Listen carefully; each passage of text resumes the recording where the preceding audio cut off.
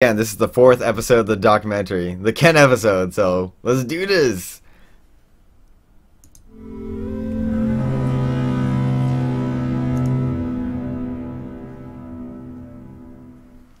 Ken is a villain. Ken is a villain. I have to say that with... Kubi, yes, I did get my keyboard. I mean, he's kind of outspoken. He was rude and he was selfish. A little bit, but... Sounds odd. Yo, what's up, dude? Who that voice? He was a dick. Macro Breaks. I remember Wife and Ken had a pretty big rivalry, especially on Smashboards. They would just like talk shit, like talk smack against each other all the time. He just had such a dominance over the game compared to everyone else. Somebody who just knows the game so well that they just do exactly everything that they want. No one has ever dominated the game that much for that long. It's almost... This is just a quick story, guys. So, back in the day when I hung out with Ken, as you can see, Ken's bowling right here. I used to do that with Ken. And, yeah, Ken's pretty good. I don't remember our scores, but I remember I would always lose at bowling. I suck at bowling, but, yeah, Ken's pretty good at bowling. So, it's just a nice little memory. We would just go with our family and everything. unseen in any competitive thing I've ever seen in my life. Take a woman like you to get through to the man thing.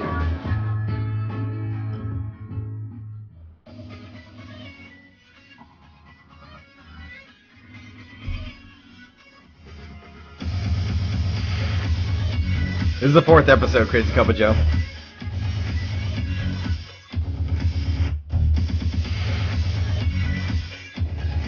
Yeah, 2 minutes in. We just started.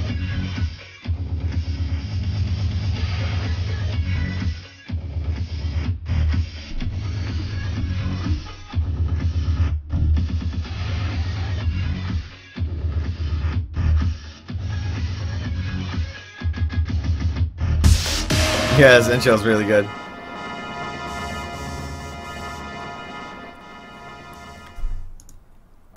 Really quick, I just wanted to answer one little question. So, Jet Live says, how often do you ever talk to Ken? So, that's a pretty good question. I think I'll answer that. So, I still talk to Ken, you know, every now and then. Well, not really every now and then, but I just talk to him at tournaments pretty much. I'll just say hi. Like at the last tournament I saw him at, it was probably Apex. That's probably... Yes! Yo! Shouts to Kinnard for joining Crew Dad. Yo, thank you, man. I hope you enjoy your stay, man. Much love. Sub hype, boys. And so yeah, so like I was saying that let's see, what was the question? The question was, how often do I talk to Ken? Oh yeah, so last time I talked to Ken was at Apex. We just you know, we just said hi to each other. That was pretty much it. And then the time before that, I think it was CEO. That was like back in June of last year or something like that. And yeah, we were just like exchanging words. I haven't talked to Ken in such a long time. It was like, it's been so long since I talked to Ken. I got a pretty good conversation with Ken. We just basically caught up, seeing how like, you know, everyone how like their whole family's doing. Ken has a cat. His name is her name is Kinski, or his name is Kinski. I'm not really sure if it was a boy or girl. I'm pretty sure it's a boy. But yeah, Ken. Yeah, Ken's doing great. Apparently, Kinski had to go to the hospital because of some cancer or like some type of like disease that Kinski had, and so like he hosted a stream where people would donate to Ken's cat, and he ended up raising up enough money. I think it was maybe about like $1,000, $2,000 or something like that for Kinski's surgery. And yeah, you guys are freaking awesome. Kinski is freaking amazing. I love that cat.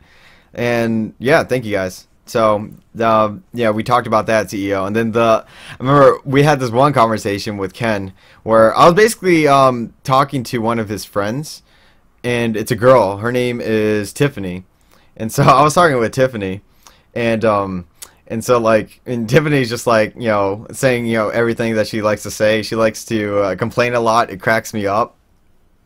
Oh my gosh, it's so funny, But yeah, so she got into a conversation about Ken, and she was just complaining about how Ken is and how what Ken does on his stream, and I don't like this and I don't like that. And then Ken comes out of nowhere, and he's like, what are you guys talking about? And then I'm like, oh, dude, we're just talking about our Kirby hats. If you guys don't know, I had these Kirby hats made by the 20 shop. It's a little red cap. And so that's when Tiffany actually gave it to me. She gave it to me on that day, I think. And so so I was just like, yeah, we're just talking about Kirby hats, dude. And then he's like, really? And then I was just like, yeah, look, it's a red Kirby. You know how on your stream you have the Kool-Aid Kirby? This is the Kool-Aid Kirby. Like Tiffany made this for you. She made it for me too, but she made it for you. It's a Kool-Aid Kirby. And then he's like, what? No way. I'm like, yeah. So we dodged a bullet there. Early on, Sultan of Samuel was the best Falco on the West Coast, and he'd go online and talk mad trash. Mad trash. He was a guy that like was a little bit arrogant online and you know, would kind of mouth off to people. Is that the best you can do? It's like, oh, I'm the best. You use Marth. Marth sucks. He's not even talking. Crazy Couple Joe, I'll get into that question in a little bit. Through pages and pages of Smashboards to the point where I'm like, dude, let's money match. Once I get to TG4, let's money match $50. Everybody cleared the stages, and Matt Easy had a big screen TV, and I played Salt in the Samitude. Soul in the Samitude, oh my gosh, yeah, he was a Falco player back in the day. He used to talk a lot of smack. Found out before that you can toss Falco and Fox up in the air and then re-grab him and toss him like a hacky sack and just keep on doing it. I think Ken had a money match with him. I know he had a money match with like a lot of people. It's because he talks so much smack. I beat Sam and he shut up. That's right, kid. After TG4, Matt Deasy released a DVD about it, and most of the East Coast players actually bought a copy or two, and they were laughing at us. They're like, oh, look at him. He's an idiot. All he does is move back and forth, like he was dashing back and forth.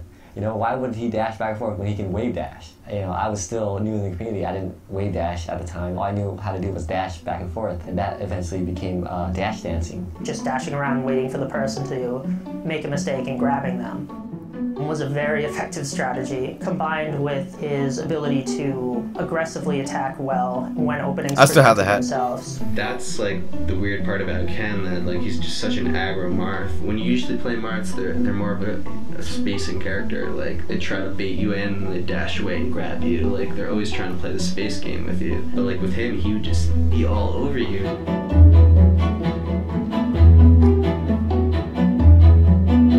I've seen Ken, I've seen his mind games. His mind games are like sickening.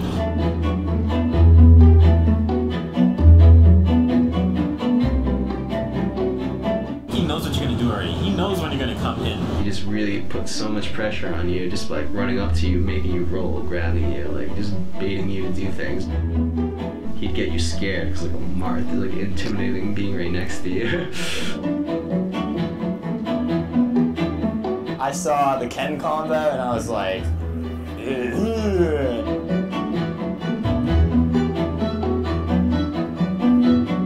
you did a forward air with Marth.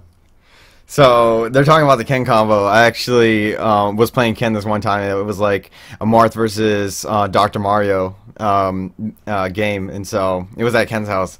Ended up getting the Ken combo on him, and I'm like, yo, Ken combo, and then Ken's like, no, you didn't get a Ken combo, you messed up. I'm like, dude, it was a Ken combo, and yeah, I got the Ken combo on him for sure. They would fly up, and then you can do a down arrow after that, and they'd fly down. People started catching on to that and calling it out every single time we would do that. There's a reason why he was like the most dominant smasher.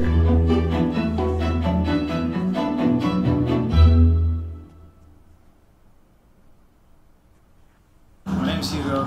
They would call me Huggies, Huggles, just crap like that. So then I just took on the name Hugs. I mean, there's no reason, deeper reason other than that. We actually thought we were already the best in the world, like a lot of people do. We saw the videos, we thought they were fine, but we still thought we could beat them. So we show up to our first tournament, which was bi-weekly at Ken's house. I knew about him. I thought I would beat him the first tournament I went to. It didn't work out the way. In fact, I lost to his younger sister. 14 years old, and I remember Ken and his brother sitting on the couch watching me lose to his little sister. So it was a reality check. It was very. Okay, so I remember the first time I ever met Hugs, I actually played him with one hand. It was the Marth versus Samus matchup. I was playing Marth with one hand, And so I would take my pinky, I would put it on the control stick, and then I would use my index finger to press the A, B, X button. And then sometimes I would, you know, try shield or grab with the index finger just by reaching forward with my index finger on top of the controller. I almost beat him. Yeah, I got pretty close. There's a match of it actually online. It has like 50,000 views or something like that. It's pretty crazy, but you guys should check it out. Just type in Marth one-handed, or shoot at one-handed, or shoot one-handed, or something like that. But I didn't. It made me want to play more. They saw the yeah, and I enjoy the Ken combo. Opportunity to bond and figure out who would be a part of their crew or their alliance. This was the crew back then. That could support him because he wasn't the most popular person in his Arash, Max, despite his achievements. It's the underdog mentality. Go for the player who's not the best. Man, so many memories. Make an upset happen. I think for the whole year I was doing the viability. Helen, Jenny. By the end of it, they did consider him part of their family. He would always call me up in 3am saying like, "Hey, KO. You wanna play Smash?" Oh gosh, that's true. That's true. What Chaotic just said right there. How he said that Ken used to call him at 3 a.m. in the morning. Yes, that's true. Like he used to call him at 3 a.m. in the morning, and then like he would be like, "Yo, KO, let's get some Del Taco," and then Chaotic's like, "Okay, fine, let's go." And so at like 3 a.m. in the morning or like 2 a.m. in the morning, we would just get Del Taco. It was pretty good. Like it's kind of like Taco Bell but better. It's definitely like more natural stuff, and yeah, well, it was amazing. It was amazing times. 2 a.m. Del Taco runs, sweet stuff. So, you wanna play Smash? I met some of the people who ran MLG. They're like, "Oh yeah, we want to make this big," and I was all for it. Okay, so it looks like there's some questions for me. I'm going to go ahead and answer them. So, I mean, Diego says, if I'm going to play him with one hand when I first meet him, sure, I'll play you with one hand. And then the next question is, Chew, do I still talk to Helen? So, Helen, she's, I don't talk to her anymore. I haven't talked to her for like maybe 8 years now. We kind of just like stopped talking. I kind of stopped talking to their whole family. I'm still cool with most of the family. But it's I just don't talk to Helen and Jenny anymore. I don't like at all. It'd be nice to talk to them. I think they're amazing people. They're pretty cool. They're really fun when I used to hang out with Ken and Mike. But yeah, I mainly just talk to Ken now, and when I get the opportunity, I talk to Manicloud. I was all for competitiveness. With his West Coast alliance, Ken dominated every MLG he went to. The question no one seemed to be able to answer was, who could possibly stop Ken? I would force myself to out-cancel 50 times in a row without missing it. And then it would be, Dash Dancer or whatever it was. And it was a lot of just training and getting better. And I had a notebook where I made notes and I would watch videos. It was very serious for me, and it was very conscious, specific, direct. Okay, I think I mentioned this in the first episode, but I don't know if you guys still like remember that story. So there was this one time I was playing with Chillin' Dude in teams against Wife and his partner husband, and they were going Peach, Marth. Me and Chillin' Dude went Ice Climbers Fox, and so when they were talking about strategy, we decided it'd be really, really funny for us to switch tags and switch characters. So I went Fox and Chillin' Dude went Ice Climbers, and we still ended up beating them. And we didn't tell them that we won like that until 5 years later. And then they just looked at us, and they just had this bitter look on their faces. Did effort at becoming better. The newlyweds, husband and wife, formed the core of Team Ben, a crew of ambitious Maryland and Virginia players looking to make a name for themselves. In 2005, they took a step in the right direction by teaming up with videographer Eric Reichenbach, or as he came to be known, Bach. This guy, Eric Reichenbach, oh my gosh, this guy is amazing. He made so many nice videos. He was probably like the #1 like Melee content creator back in the day. He was like our only Melee content creator back in the day. He would make montages of all the different local tournaments, all the different like tournaments that he would go to with Team Ben. They were amazing. Like if you guys haven't seen any of his montages, I suggest you guys check out maybe it's like Bomb 3 montage, and you might be able to find his channel or something like that. But yeah, definitely check out his montages. This guy was amazing back in the day. And how was your night last night? Hey, but I'm filming my net last night. Oh. Bach's well-produced montages and documentary videos became Ken's the sister gold used standard for Peach. Smashers, showing the world what these tournaments were all about, and putting Team Ben. On the topic of Ken's sister, like back in the day when I used to go to Ken's bi-weeklies and when I was living with Ken, I used to team with the sister, Helen, and we would do Ice Commerce Peach, or maybe like Fox and Peach and stuff like that, and we would beat people like Hugs and his partner. Like every time that they came to the bi-weeklies, all these tournaments, me and Helen would always come in second place every single time. Yeah, it was pretty funny. She was pretty good.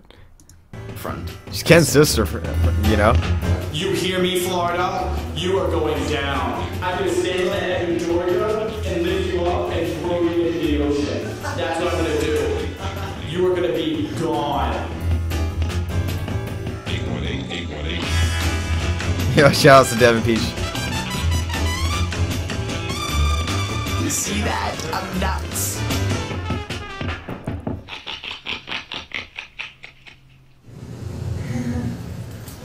Alright, what's 501? There it is.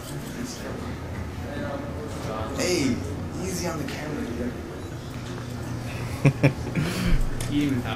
Okay, I'm going to talk about this little tournament right here. So I just got to the hotel. It was like 6 o'clock in the morning. I really didn't feel like being on the camera. I was a little shy at the time, I guess. But I wasn't really serious when I said, hey, easy on the camera. But this is MLG Atlanta, and it was a great tournament. We actually met up with these guys right here. There's wife right there, as you can see, and they were just having breakfast. We just had a conversation with them. Me, Az, and Bach. We just had a conversation with them. It was good times. I'm the 5 plates out. I got 2 plates. How ritzy is that? I'm the Marth Slayer. I don't lose to Marth. Okay, let's just be clear about that. I don't lose to Marth. Kevin, husband, and I have been playing video games together since we were 7. Yes! Partner.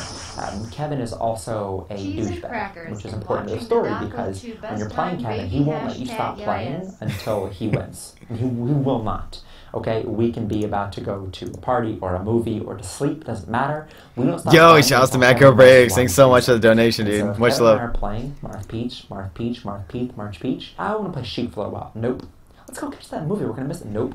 Sit down and keep playing till I win. Okay, because he wants to get better. He's got that drive in him, and he's a jerk. It's a combination of both. It's a fantastic combination. It's very stubborn though. And so Kevin and I played endless amounts of Marth Peach, so I know everything that Marth can do. Nothing surprises me. It was my destiny to play Ken. It was my destiny because we were rivals as people, and because I was the Marth Slayer. And it finally happened that at MLG Atlanta, I was pitted against him. So I walked over to his TV and said, Ken, we gotta play. Oh my gosh, okay, I can finally tell the story now. Oh my gosh, it's so freaking hilarious. So, wife and husband, they actually created kind of like basically a training type of group, and where people would have to pay them like $20 an hour just for wife and husband to train them. And so when they started up that company, Ken at the time was like, hey, Chew, you want to start a training company with me? And I was like, okay, sure. And then Ken was like, okay, we're going to train people for $15. And then I'm like, I'm just thinking in my head, like, oh my gosh, Ken is so funny. He's just doing it just to make wife and husband mad at him. He actually ended up doing it. He made about like $50, doing the trainings for people, where he would just teach people and coach them. And wife made a post on Smashboards. It was so bitter. Like his post was so bitter, and yeah, he was like so mad about it. But I think that's another reason why wife like has a lot of negative things to say about Ken throughout the whole documentary. It's because Ken, he just kept messing with wife and husband. And so they did not like each other. Ken often said that he did not like wife and husband, everybody on the East Coast, chillin' dude especially. Like, one of the things that Ken used to say was, he just kept saying that he doesn't like chillin' dude. Ken's probably #1 hater is chillin' dude. Chillin' dude hated Ken a lot too. And, it was hilarious for me. It was a show for me. But, yeah. I guess everything's better now, but yeah, back in the day, oh my gosh, the rivalries were awesome. Like, man, they were just so funny. They were just so mad at each other. And I was like, no, we don't understand. This is Destiny. We play right now. So I sit him down. Marth Peach. He trashes me. Then I do some ridiculous combos and I win the first match. Done. He makes the error of staying Marth. Same thing, he had the 2-stack lead on me, but when I'm playing Marth I don't get nervous.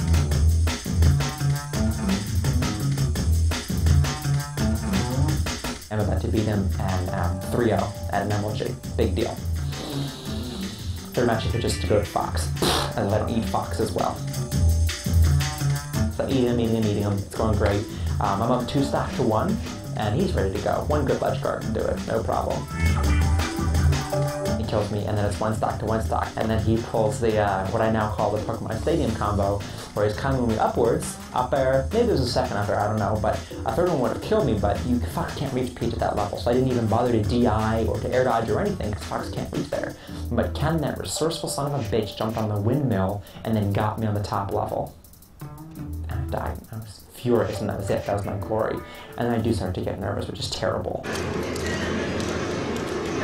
I don't know why I went back to Marth. I guess because I did pretty well against his Fox, but he beat me. I don't really know how. I guess it was the nerves, but I consider it a fluke because I don't lose to Marth. And the final match was on Mute City. It was on Mute City, and I was doing well, as a Peach should on Mute City, and I was up again 2-stack to 1. One more, just get some percent. All I had to do was just finish him off. I was so nervous this time. I've never been so nervous in my life.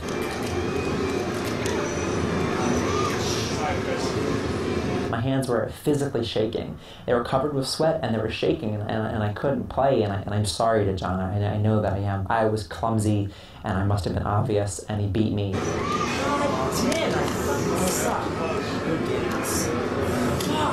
And I threw my controller and I screamed and I dropped a couple of F-bombs, and the Hugs taunted me about that for a long time. It was my match to lose, and I did, and it was very tough. I can't go back and watch the matches on YouTube. It's just too painful.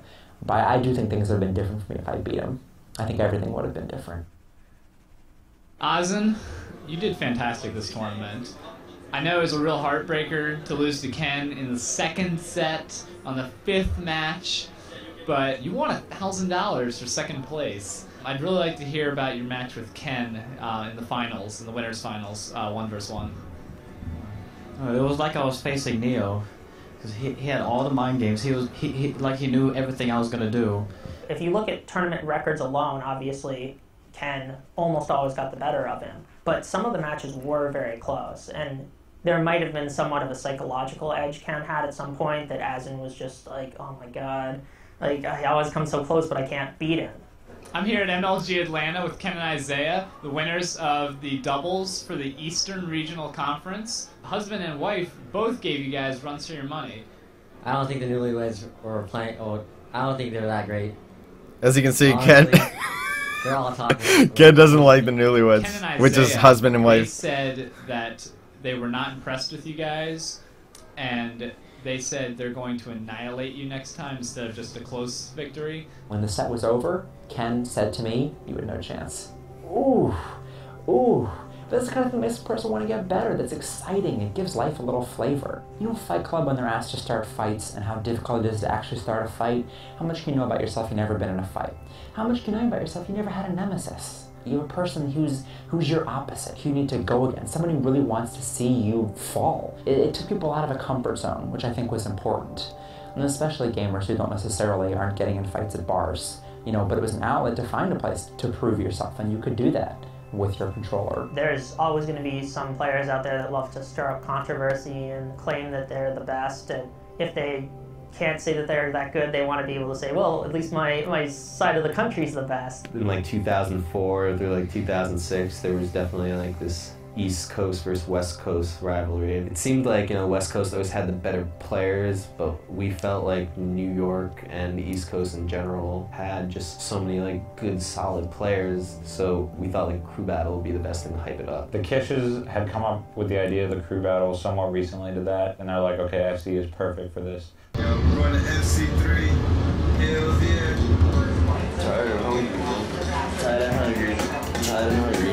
Like every other poor black man. It is a game craze MC3, I remember this tournament. And today, 2 online gaming community are causing a melee in the We were so gym, hyped when the turning news evangelical covered freight our charge melee in South tournament. Bend. It was just like a Smash experience. It wasn't just a tournament because the church was the venue as well as where you're sleeping. It was just an insane amount of interaction between Smashers at all times. Like it was just loads of fun. No one knows that I'm like a... Okay, so at FC3, as you can see, they were playing dodgeball. Like, they invited me to play dodgeball, but at the time I was too shy, so I ended up not playing. But man, I definitely regret that. I probably would have made so many memories playing dodgeball and just going ham on these guys. But yeah, dodgeball was available, and there was this other game called Torpedo Ball. Oh my gosh, Torpedo Ball was born in FC3. It was born. Oh my gosh, it was such a great game. So basically, what you did was you would have like one long table, and it's very, very short. It's very, very narrow. It's and you would basically have, like, you know, 8 let's say about like 6 balls on each side, and then one person would be on one side and the other person would be on the other side, and it's a really, really long table. And then you would take the you would take one ball, and then you would try to knock down all the rest of the balls into a bin, which is behind the balls. So every time that you would hit a ball, the ball would actually fall back and land inside a little bin of like where the balls are supposed to go. And so we just did that back and forth, and it's a really, really fast-paced game. Oh my gosh, it was so fun.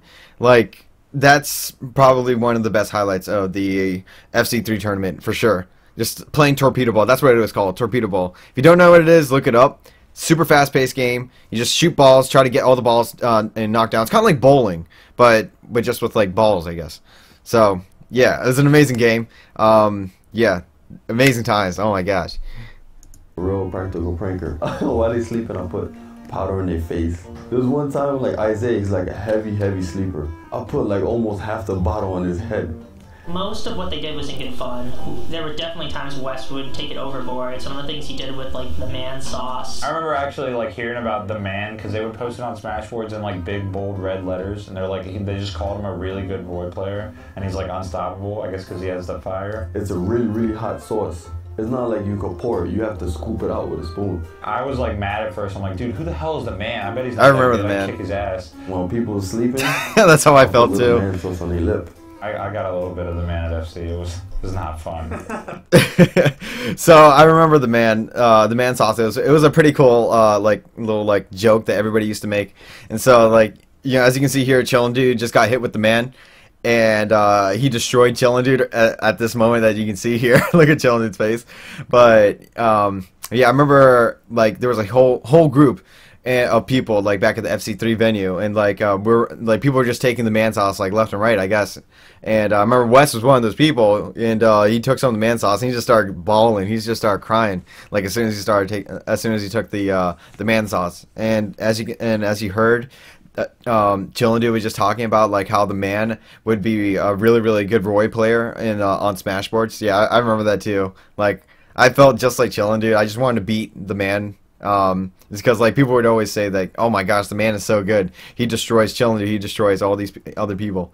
But yeah, the man sauce, definitely a nice little, like, piece of melee history. Everyone who was everyone was at this tournament, and I even remember when we read off the bracket, one of the hosts said, you know, I can't think of a single person we're missing. It was 4 regions: East Coast, South, Midwest. I see you, yo, what's up, girl? Whoever won this was the best region. Surprise, surprise, it was West Coast versus East Coast for the championship. Like, there's already trash talking going on, but when something like that happens, like, there's fighting. Oh my gosh, I remember this so much, so well.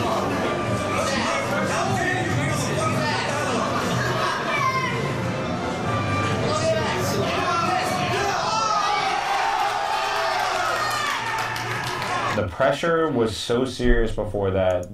Okay, so just a little bit of some like background behind this crew battle. So, like, at this time, I was already pretty much on the West Coast side. Like, I was hanging out with West Coast. I was I was basically, like, living with West Coast at this time, and I would just be I was with Ken and Ken's family most of the time. And I remember Jenny, Ken's sister, she actually came up to me, and she was just like, "Hey Chew, you're gonna throw the crew battle for us, right?" And I'm just like, I don't know if I can do that, Jenny. And then she's like, we really, really want West Coast to win. We cannot let Chillin' Dude win. And that was like, I was just laughing at the time. So yeah, Jenny, Ken's sister, she asked me to throw the match versus the West Coast, because I was playing on the East Coast for this crew battle. So she asked me to throw the match. I decided not to. But everybody in the back of their minds on the East Coast, they were all thinking that I was going to throw the match for the West Coast. Even Chillin' Dude mentioned that to me at some point. They were just like, man, Chudat's going to throw. Like, wife, husband, Chillin' Dude. They're all just talking about it. They were like, man, Chudat's going to throw for the East Coast. We shouldn't put him on the team, guys. And then, yeah, I ended up not throwing, and I pretty much dominated when I dominated the West Coast. I never had the man sauce when I went Silver Streak. I never had the man sauce, guys. Unfortunately, I wanted to try it. It seemed like a pretty cool thing to do, but the tournament. So I ended up dominating the West Coast, and I took like 6 stocks or something like that. And then after the crew battle's over, like I go up to Ken's family again, and Jenny, she's just like darting her eyes on me, and she's like all mad at me, like I did something wrong. I'm like, what did I do? And then he's like, Chudat, like you're sleeping on the floor tonight, because I was like staying at their hotel. They made me sleep on the floor, and I was just like, what the heck? And yeah, it wasn't good times. I mean, it was just a joke, but that's what happened. We had one of our starters drop out due to nervousness.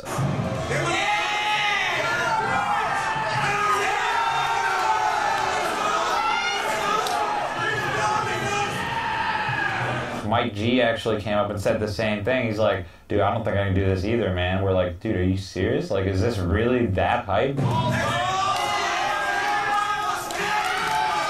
High tension, high pressure, a lot of talking crap to everybody. I was in it, I choked.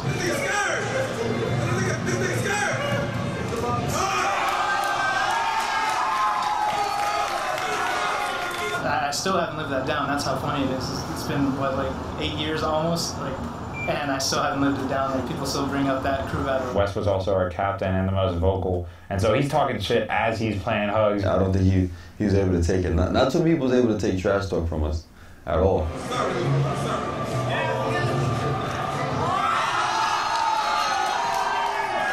The West Coast players are more calm. When you get to the East Coast players, they're loud, they'll scream. It's probably one of the most hypest things at the tournament. Not only do you have to play, but you have to deal with all the pressure of not being good enough or being heckled while you play. You just have to zone it all out. You just have to focus and zone it all out.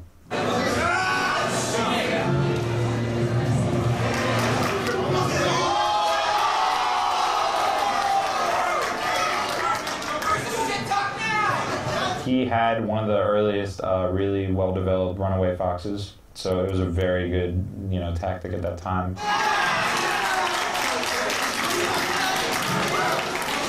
Crazy Jones was like our secret weapon to neutralize Canada. Worked out perfectly. And then it came down to DSF and Asm. Osberg, yeah, I get along pretty well with Hugs.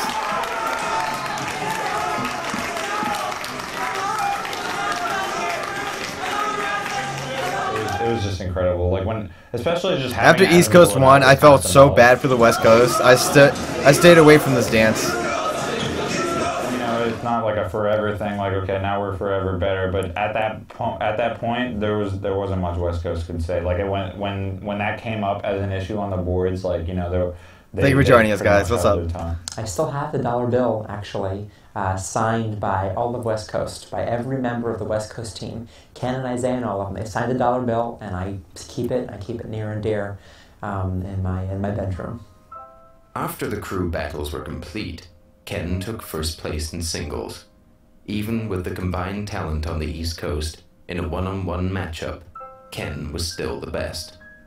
But the notoriety of being #1 was beginning to take a toll on the 19-year-old. I think when you're at the top and when you've been at the top for so long, it's hard to maintain motivation, it's hard to perform and be, disciplined in your matchups when everyone's rooting against. Awesome. But yeah, he would try to get the other Japanese players to wake up too, and then he would get the Japanese players to take us places. And we went to a lot of places thanks to Mike. If it wasn't for Mike, we wouldn't get to go to all these amazing places. Like we went to Tokyo, we went to go eat yakiniku and like all these other different Japanese dishes. And one of the best Japanese dishes at the time when I went to Japan was curry. Japanese curry is freaking amazing and freaking delicious. Another amazing thing are the sushi boxes that they sold at the little 7-Eleven stores. They had like little 7-Eleven stores. It didn't look anything like 7-Eleven, but it had the words 7-Eleven in it. Like on the top of the sign, and you would just walk inside and you just see like a convenience store, but you would see, instead of like American food, you'd see all this like Japanese food. And they would have like vending machines like at like every street corner, which sold like amazing drinks. Like their drinks were so good. Another thing that we got to do was like we mainly just waited around, and we just walked around and visited temples. To get to the temples, we need to take the subway. So I became a subway master, and like I was always so impressed by the Japanese people there, because like all the business Japanese people there, they would stand up, but they wouldn't need to like grab on any rails, and they would just be reading a magazine like it's nothing, and they'd just be using their 2 feet. And they wouldn't move. But me, I'm like trying to like struggle to stand up. I'm holding the rails, and like yeah, it was just like impressive from what I saw from the Japanese. So I tried to like adopt that, and I tried to like learn their styles, holding on to without holding on to the rails, just staying on the subway just with 2 feet. So I'm a subway master now, guys. But yeah, we would take the subways to all these like different temples, and it's just amazing. Isaiah, he has all of our pictures. Ken also took a bunch of pictures. I took a bunch of pictures. I don't know where they are, but I'm gonna have to ask Isaiah if he can hook me up with those pictures, just so that I can like show you guys and just let you guys know like how Japan was and stuff. But yeah, another unfortunate thing that happened at the time when I was in Japan was so ManaCloud, like, he's a pretty good teams partner. However, his methods of trying to train me to be a better teams partner weren't very good. So when I would team with him against the Japanese, he'd do his own thing and I'd do my own thing, and I'd be wobbling comboing somebody on the right hand side, and he'd randomly shoot a charge blaster, and he'd say things like, "Chew, why'd you get in my way?" He was Samus. So he'd be like, "Chew, why'd you get in my way?" And then I'm like thinking in my head, man, ManaCloud is so annoying. So I finally got sick of it, and I was telling the Japanese people there that I didn't really like ManaCloud because of that. It was very, very stupid of me to say that to the Japanese. I should have just talked to Ken, and I should have just told him like what I was feeling, what I was thinking. Otherwise, I would have prevented any kind of drama that happened in Japan. There was a lot of drama that happened in Japan. It was horrible. But let me go ahead and get into it. So I would just tell I'll tell the Japanese how I didn't like ManaCloud. Isaiah would tell the Japanese how he didn't like ManaCloud either, and it's like super rare for Isaiah to say anything negative about anybody, because he's such a good guy. He seems like a really, really cool guy. But he finally broke. Like, I would always ask Isaiah like what he thought about ManaCloud. He finally said what he was thinking about ManaCloud. Nobody wanted to say that we didn't really like him waking us up in the morning, or we didn't like him doing this and that and yelling at us. But we finally admitted it, and we told the Japanese about it. Ken and ManaCloud actually got whiff of us talking about ManaCloud, and we actually had a huge discussion. And so Ken was like, "All right, Japanese people, I want to talk to you guys. You too, Chew. You too, Isaiah. Come with me." And then I was like, "Oh shoot, what did we do?" And so we actually went into a building, and it was Ken and ManaCloud on one side, and then it was me, the Japanese, and Isaiah on the other side. And Ken just goes off on us. Ken was like, "We bring you here. We paid for a part of your flight. We gave you the opportunity to go to Japan. You're here with us. You're our guest. Like, how can you do this to us, Isaiah? How can you do this to us, Chew?" And the Japanese are just telling Ken and Mike everything that they're feeling. They're just like, "Yeah, we don't." Like the main guy, his name was Mikhail. He was just like, "Yeah, we don't really like it when you guys wake us up in the morning." And Ken's just like, dude, we're just trying to do stuff. And yeah, Manicloud interrupts him. He's just like, well, Mikhail, we're just trying to do things. You guys sleep until like 8 o'clock, like 2 o'clock in the morning, 3 o'clock in the morning. We're trying to go out to places. We're trying to see Japan. Like, you guys got to get up at a good time. And Mike's just going off and off and off on him. And so is Ken. And Ken doesn't say anything for the rest of the trip to me. Neither does Manicloud. And I just felt horrible. I felt so bad. I shouldn't have done the things I did. I apologize to them many, many times. But that was the story of what happened. Oh my gosh, it was even worse when I got back. Oh my gosh, it was so bad. So when I got back to the United States, and I was barely talking to Ken and Manicloud, but I had to go back to their house because all my stuff was there. So we ended up getting to the house. Ken and Manicloud tell their family about what I did to them, and their family's just like, "Chill, I can't believe you did that. Like, you're such a you shouldn't be doing those type of things, man." And I'm just like, yeah, I know, I'm really, really sorry. And then they're like, nah, screw that. You're sleeping outside tonight. And then, so I'm like sleeping, so I have to sleep outside on the couch. It freaking sucked. And I just felt bad. And then there was just one time where, like the day after, Ken invited some friends over to come play some Super Smash Brothers Melee. And then I was just like, and I was just like, you know, having fun, just laughing it up. Manicloud was super serious because he was still mad at me, but we were playing teams. Manicloud, he gets arrested by my partner, and then I was like, yo, good job. And then Manicloud's like, stop talking, dude. You got to get out of this house right now. I'm sick of you. Get out of here right now. And then I'm just like, dude, are you serious? And then he's like, yeah, he's like, get the hell out of my house. And then I'm like, oh my gosh. And I'm just like, I'm just like really, really sad this time. I don't know what to say. I just stay speechless. And he's just going off on me. And he's like, after the things you did to me in Japan, you don't need to be here in this house. We don't want you here. And then his sister Helen, she joins in too, and then she's just like, yeah, Chew, you shouldn't be doing those type of things to Manicloud. What's wrong with you? And then I'm just like, oh my gosh, and I'm just like so sad. I'm just like, okay, and I just pack up my things and I'm about to leave. And Ken, he does the nicest thing ever. Oh my gosh, he's so amazing. I still appreciate like what he did to me that day. I'm walking outside. We get somebody to pick me up. It was Chaotic, actually. No, I think it was Arash. It was either Arash or Chaotic. It was one of them. Pretty sure it was Chaotic. And I'm just like, hey, Chaotic, you ready to go? And then Chaotic's like, yeah. And then Ken just runs outside. And he's just like, Chew, listen, dude, you don't have to leave. Like, I'll talk to Mike. You can stay. And I was like, are you serious, dude? Really? And then he's like, yeah, just stay, dude. Don't leave, man. And then I'm like, oh my gosh. Yeah, like, thank you, man. Thank you. And so, Ken's an amazing guy. Like, he deserves a lot of love. He doesn't deserve all the hate that's been given to him by Chillin' Dude, especially. He doesn't deserve all the hate that's been given to him by wife and by husband and all the cheering against him. Like, he didn't deserve any of that. He's an amazing guy. People are just jealous of him just because he's like really, really good at the game. He was #1, and yeah. So yeah, that's all I have to say about that. Ken's an amazing person. I really appreciate that. Oh, the most funny thing is that we went to a tournament. We went to the MLG Las Vegas tournament a week afterwards. And me and Manicloud actually teamed for that tournament. I don't even know how we teamed, even though we hated each other at the time. But yeah, we ended up teaming for that tournament. We ended up getting second. We got second place in doubles at MLG Las Vegas. We beat Mita King and King. We beat Azin and Chillin. We ended up placing second at that tournament. It was amazing. And then Manicloud was super happy. I was super happy. We kind of just like hugged each other. We hugged it out. Helen describes it best when she says that we have a love-hate relationship. We love each other when we do good in tournaments, but we hate each other when we don't do the things that we need to do. So that's that. That's my little story about Japan. I hope you guys enjoyed it. I think there was like around 65 to 80 Japanese players there.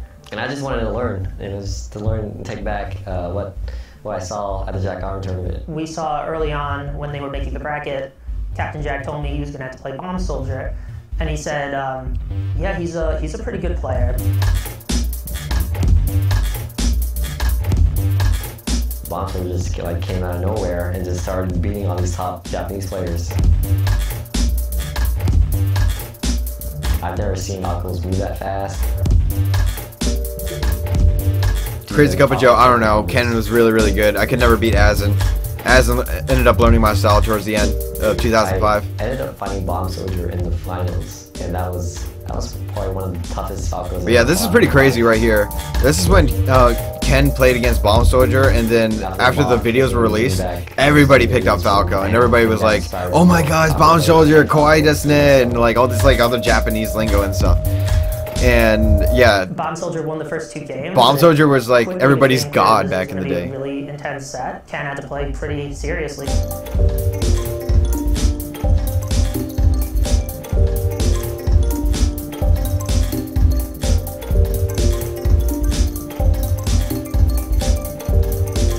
Yeah, I'm gonna put it on YouTube, Cheddar 006.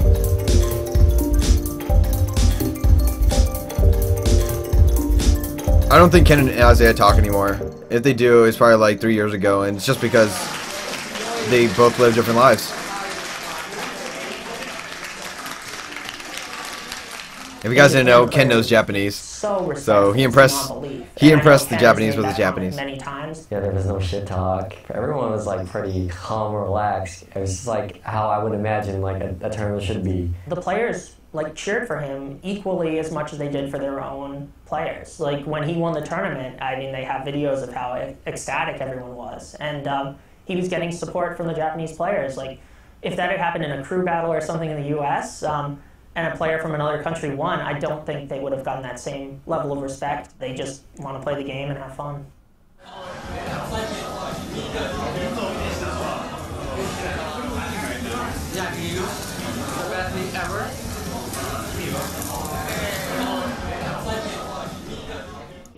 So yeah, okay, so the next thing I want to talk to you guys about is Ken loves Korean barbecue. He loves Japanese barbecue.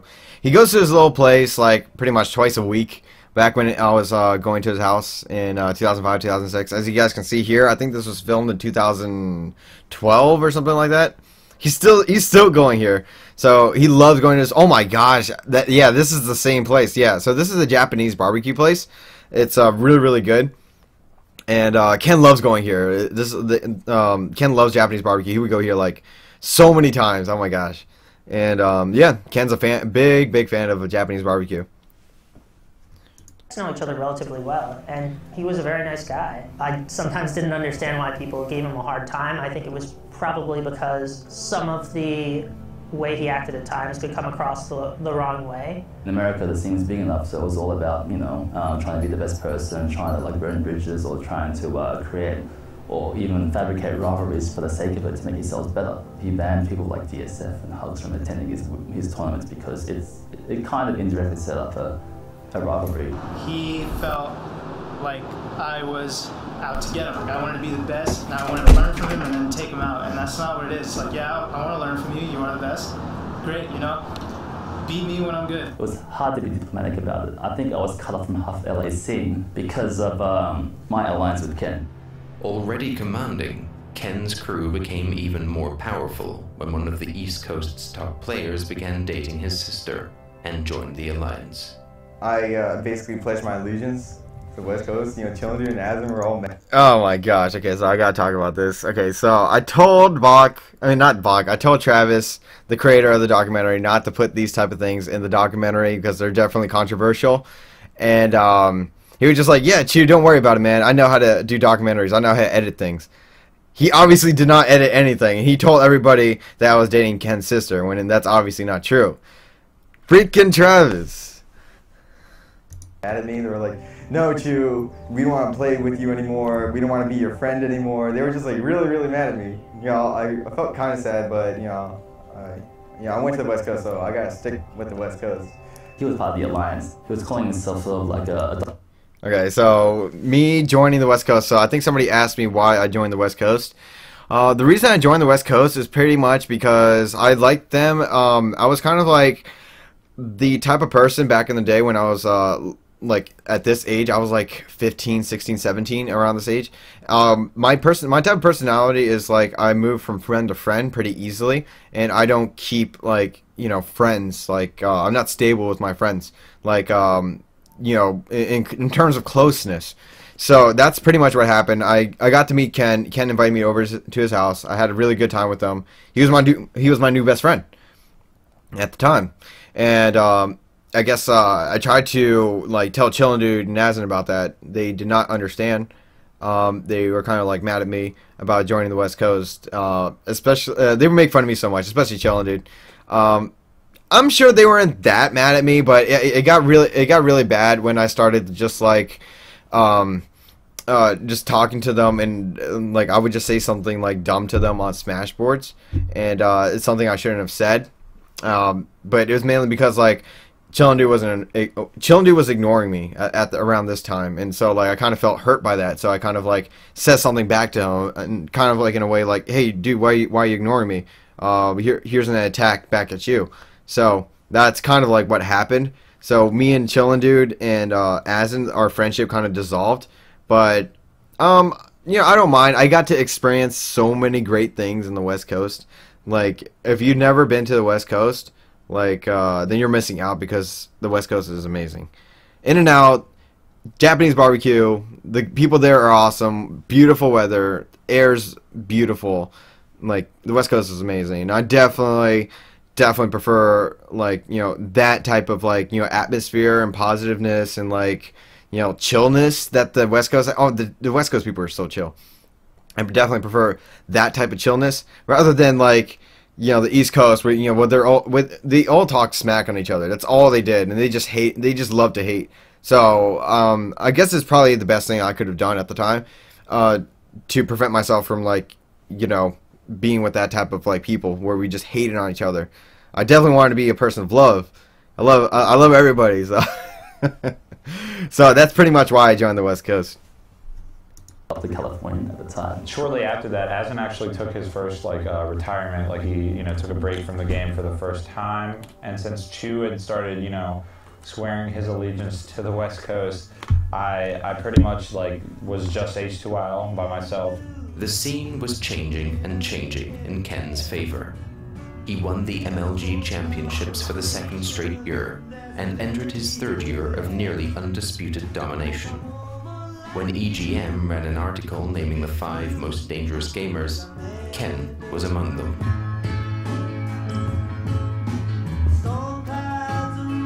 I feel like nowadays, like, there's dominant players, but no one was as dominant as Ken this time. Like, he just did not lose, simple as that.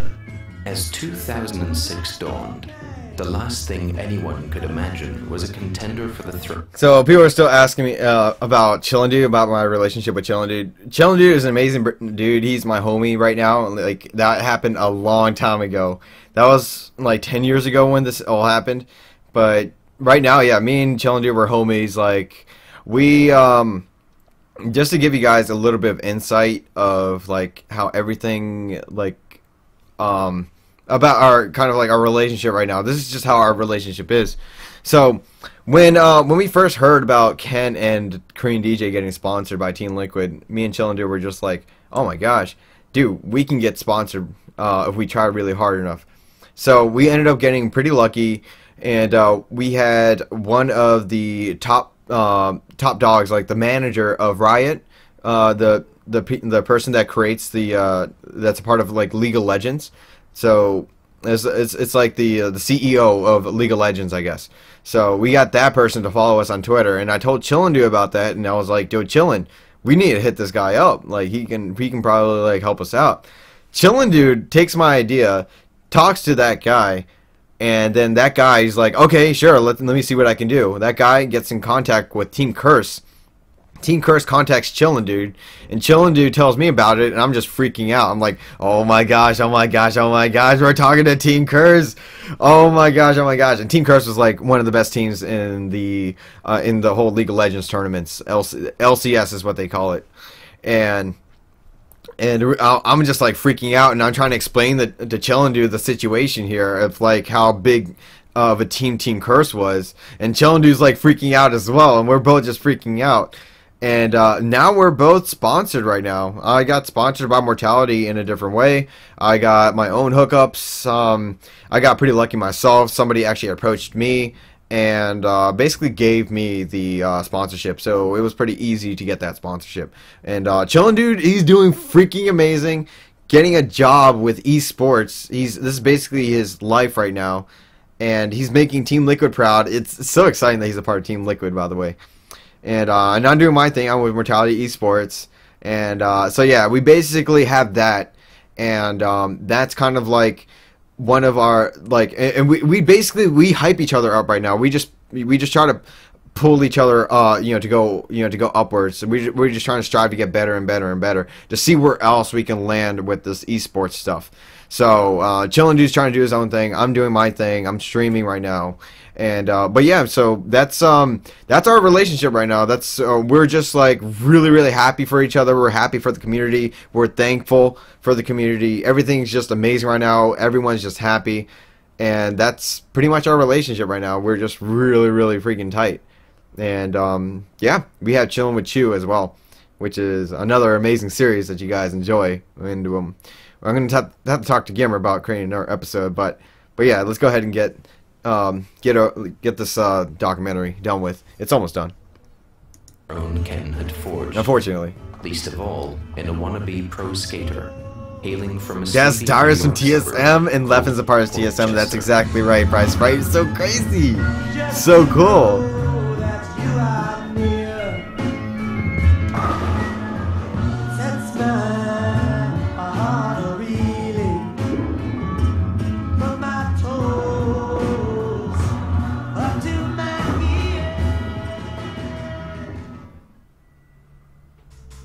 My philosophy is like, you put pressure on anybody that's gonna crack eventually. He's better than me. I was like, so I gotta play this guy. Well, some of the stories I might say might get PC Chris in trouble. So.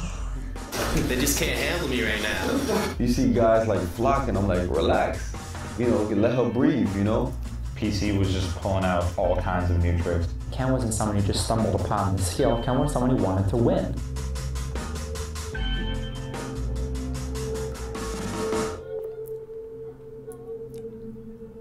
And that's it for the 4th episode. Let's see if we got some like extra scenes. In 2005. I can't believe this is still 2005. Oh no, that's it. Alright guys, I just wanted to thank each and every one of you guys for watching the documentary with me tonight. It's been a